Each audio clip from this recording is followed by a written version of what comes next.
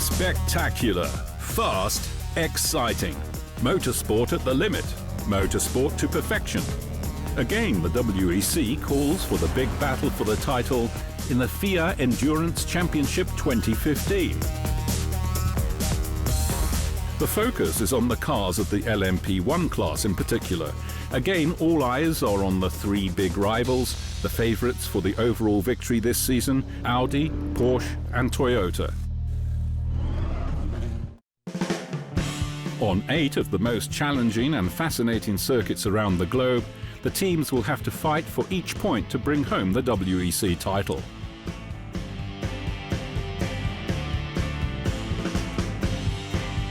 The season opens in England, in Silverstone to be more precise. A place full of tradition, a place full of enthusiasm for motorsport. A worthy season opening. You spend all the winter period to prepare the season, not the car, but the season. So you have to make sure that everything is fine on the right time, because you know that in Silverstone it will be the first round. And before this race, you were expected that everything is working very well, and the only concern you have is to make sure that it works.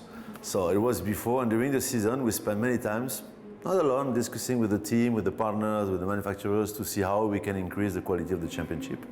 And immediately in Silverstone we understood if we were good or not.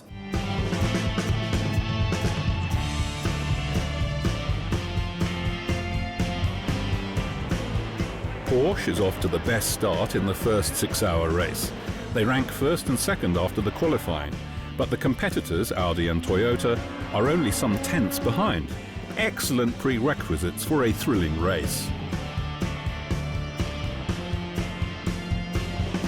The drivers seem to agree and give it their all. Almost throughout the entire race, the three favourites engage in a fierce fight.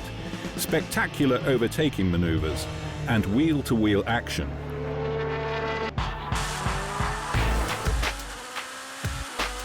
For a long time, the outcome of the race remains completely unpredictable. In the end, after 6 hours of driving, just under 5 seconds make the difference. With race number 7, the Audi R8 e-tron Quattro of Marcel Fessler, André Lotterer and Benoît Trélouillet finishes just ahead of the closest rivals.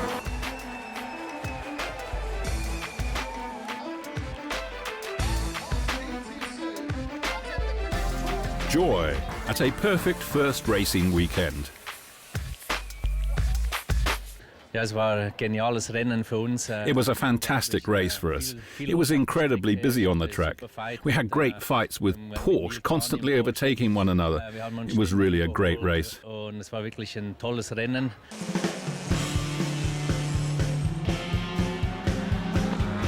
and Toyota follow in second and third place. So right after Silverstone, already it is obvious that motorsports fans can look forward to an exciting and intense season.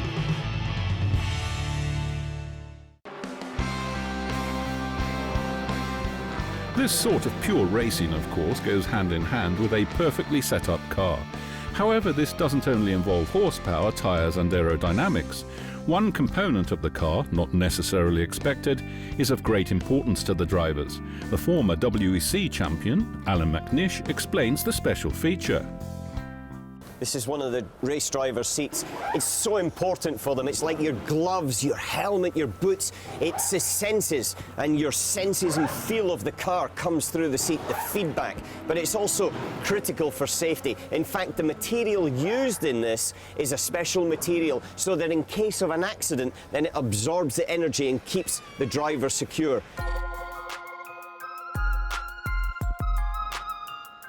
For the second race, the WEC performs in Belgium.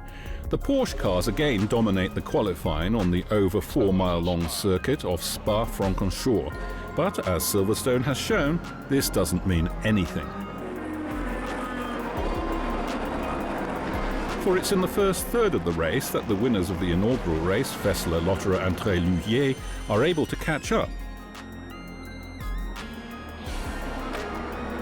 Having started from 4th place, they worked their way up step by step.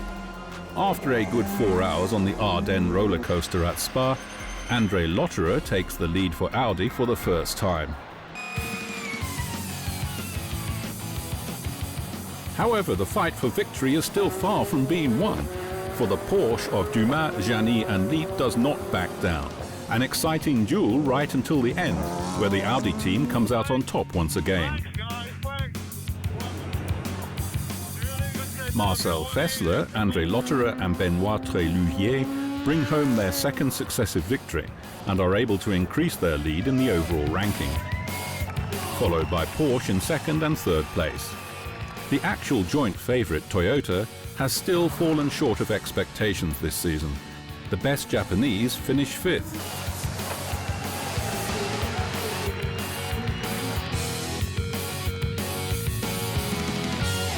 It's really awesome feeling, great racing, really enjoyed it a lot in the car. I think we're living a really fantastic time at the moment in WEC. The battles are fantastic, really fair, and yeah, 2 in a row is really good, very nice for the mechanics as well. They worked really hard, the whole team over the winter, to give us the best car, and now we came here with our Le Mans Aero. It paid off as well, so all the hard work from the winter paid off, and yeah, for me it's a home race to win, and yeah, yeah, I can't be happier, you know. I feel complete.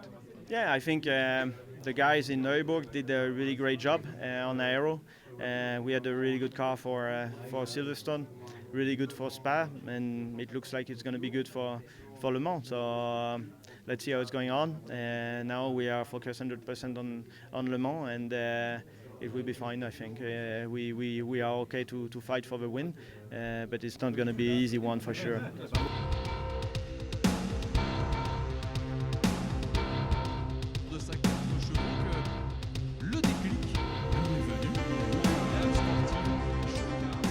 Now on to one of the toughest races in the world, the 24 Hours of Le Mans. However, first of all, a short review. In 2014, the legendary circuit in the northwest of France saw one of the most exciting races. Right until the end, Porsche, the returnee, and Audi battled for victory. After 24 thrilling hours, Marcel Fessler, André Lotterer and Benoît Treluhier made it to the top of the podium. Finishing 2nd and 3rd were another Audi and a Toyota, which had started as the favourite.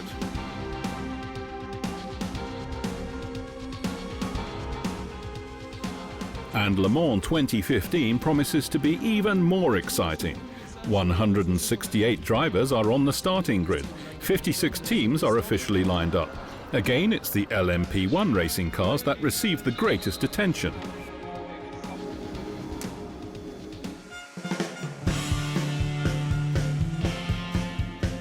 With their overhauled Porsche 919 hybrid, the team from Zuffenhausen dominated the first tests of the season.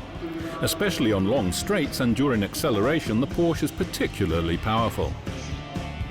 The Porsche engineers always love to push the boundaries. It's aggressive, it's bold, but they believe that they'll pull it off, and I have no doubts that they will. After the WEC title in 2014, Toyota now wants to finally bring home its first long-desired Le Mans victory.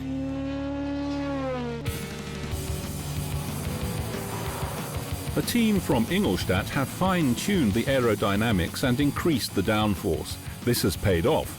The victories of the first 2 races have shown that they are the fastest over the full distance.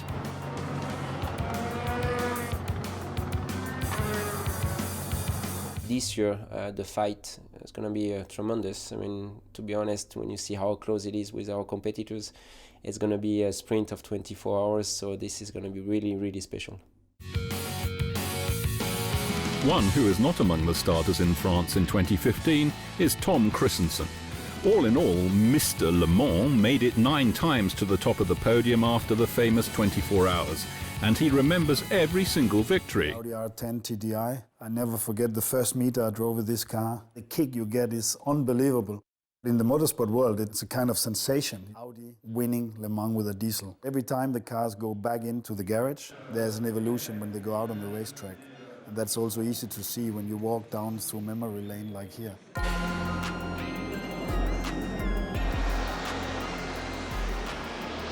Audi, Porsche or Toyota. Never have the teams in the LMP1 class been closer together. Will Audi win its 14th title at this year's 24 Hours of Le Mans? Will Porsche, after 17 years, return to the Olympus of motorsport? Or will Toyota bring home its first long-desired victory? One thing's for sure, it will definitely be exciting. We saw in Silverstone and Spa that the gap between all the competitors are very, very tight. So I think it's very difficult to know who will win this race. But for sure, the best drivers and the best car will win.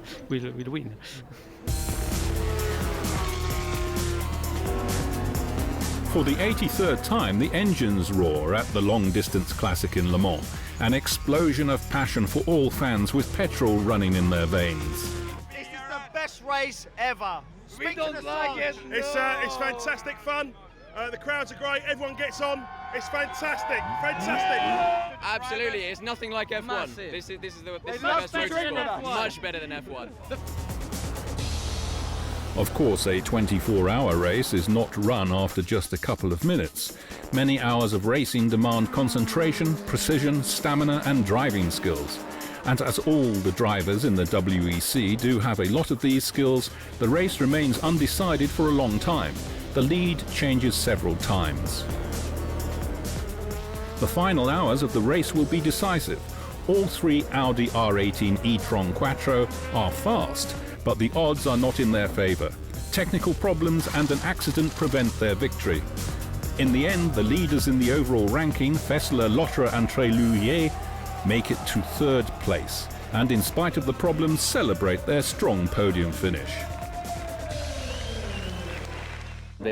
When you have an unscheduled pit stop, it's difficult to win the race. So it's fair to say that today Porsche is the well-deserved winner. But we will analyse everything now and strike back. So Porsche is the winner of the most prestigious race. The team is Nico Hülkenberg, Earl Bamber and Nick Tandy. Le Mans wird als schwerstes Rennen der Welt angesehen. Le Mans is considered the toughest race in the world, and to win the toughest race with the most complex car, that's quite extraordinary. Das ist schon was ganz was Besonderes und das dann noch And to do it with Porsche after such a long time is almost incredible. fast unbeschreibbar. Le Mans 2015, again a high-class spectacle, the highlight of the WE season, fascinating, breathtaking, simply something special, where everyone is ensured full satisfaction. It was a great event, such a lot of people, a lot of passion. Le Mans is definitely the best showcase we can have for this championship.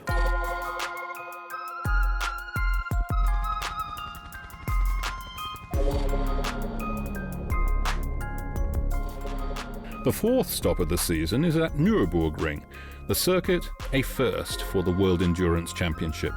In front of over 60,000 excited people, the race turns into a real thriller of overtaking and lapping manoeuvres on a winding circuit only just over 3 miles long.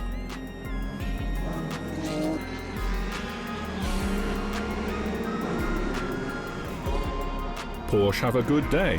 Timo Bernhardt, Brendan Hartley and Mark Webber win the 6-hour race in a heat of over 30 degrees Celsius. The sister car with Romain Dumas, Neil Jani and Mark Leap finishes second. Nürburgring was very special, as it was our first win in the WEC this season.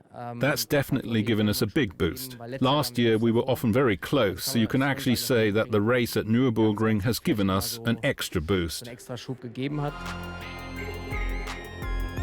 Although Audi is not entirely happy with ranks 3 and 4, joy prevails that the team with racing number 7, Fessler, Lotterer and Trellouillet, can maintain its lead in the overall standings. Mixed feelings, because in the end a podium is not a bad thing to go home with, but on the other hand we realized that our potential wasn't there to beat the competitors, so we have a lot of homework to do, understand what was going on. Also we couldn't run our full potential because we had some issues, but Yeah, and also we have to thank our sister car to hand us back the third place. You know, without that, I think we would have been fourth. So it's good in sake of the team and trying to keep the lead in the championship. Before we get to the fifth race of the season, we are going to take a brief look into a WEC cockpit.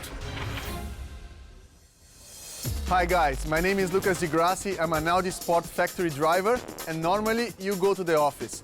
I go to the racetrack. Let's show you my desk.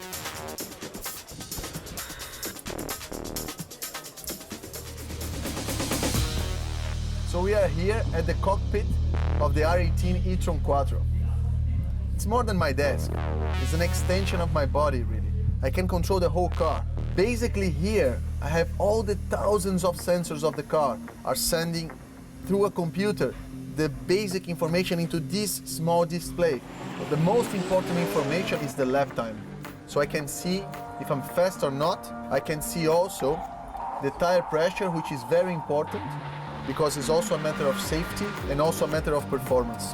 As you can see, this space is really small and it gets really hot. We have a couple of interesting settings here at the steering wheel. You can control, for example, the traction control of the car. Plus or minus means more or less traction control. You can control the brake distribution, so more front or more rear, depending how the car is handling. You have also more normal commands for a race car, like the radio to communicate with your pits. And then we have many other settings, for example, like the wiper and the high beam at night. So cars are aware that you're approaching them and you can make a safe overtake.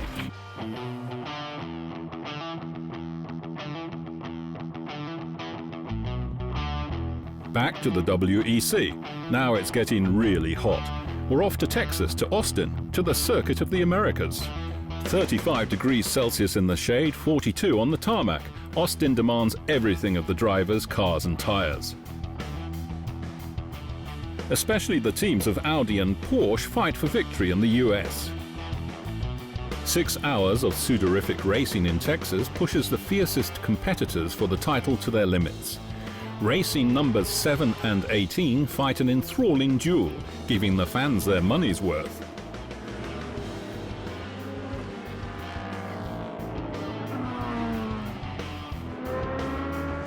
At the finish, the Porsche 919 hybrid with Webber, Bernhardt and Hartley comes in slightly ahead. The second successive victory for the trio. Fessler, Lotterer and Trellier in the Audi rank second, making it to the podium for the 5th time in a row and maintaining the overall lead in the championship. Lucas Di Grassi, Loic Duval and Oliver Jarvis in the second Audi R18 e-tron Quattro complete the podium. For Toyota, it is another race with no prospect of success. The two TS040s already fall back at the beginning of the race with no real chance against the competition of Audi and Porsche. They miss the podium once more. The team of Sebastian Buemi, Anthony Davidson and Kazuki Nakajima finished 4th. However, hope remains that things will improve for the home race in Fuji.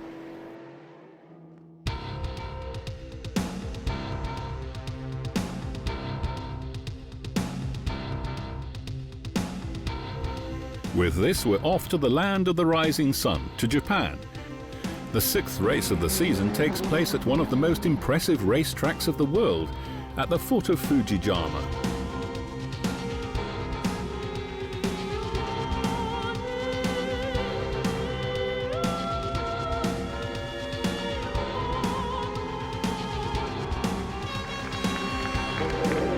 However, the outlook in Fuji leaves much to be desired, as a lot of rain and water on the track makes life difficult for the drivers. At the beginning of the race, there's every indication that Audi will win the race.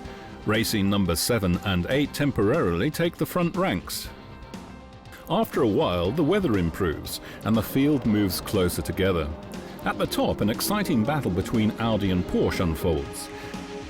Unfortunately, the team from Ingolstadt have to deal with some tyre problems, playing the competition right into their hands. Bernhardt, Hartley and Webber in their Porsche take the lead, defending it right through until the finish. The trio brings home their 3rd successive victory and with it rank at the top of the overall standings. What remains at the end of the day is the third place in the ranking for Audi, with Fessler, Lotterer and Tréluyer and their delight that they reached the podium in each race of the season. We had a good start this season. We challenged in Le Mans, but couldn't take advantage of it. Then there was an offset with the updates of the competitors. So we didn't win at the Nürburgring and Austin. In Fuji, we were within striking distance. But hopefully, in the end, we'll be victorious in the last two races.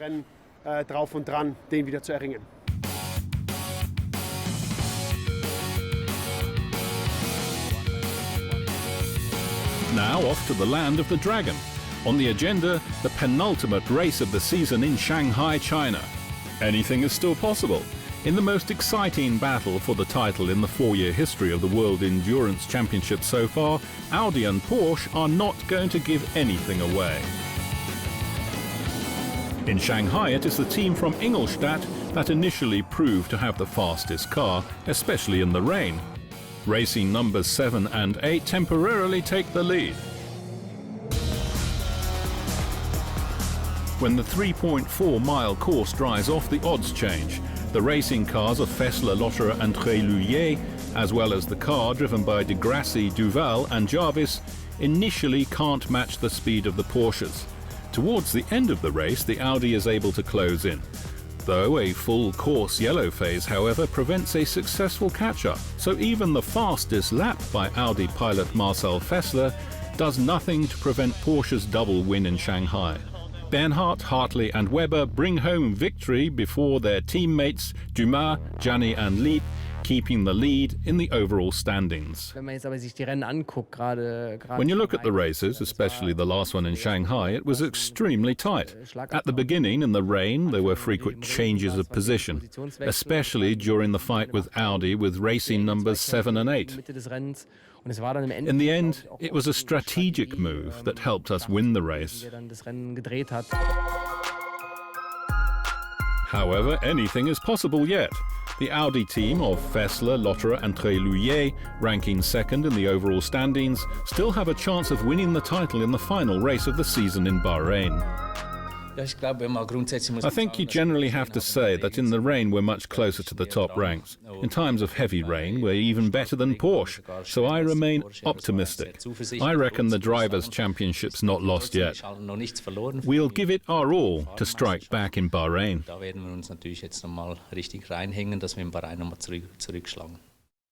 The Audi with racing number 7 is only 13 points behind the Porsche of Bernhardt, Hartley and Webber.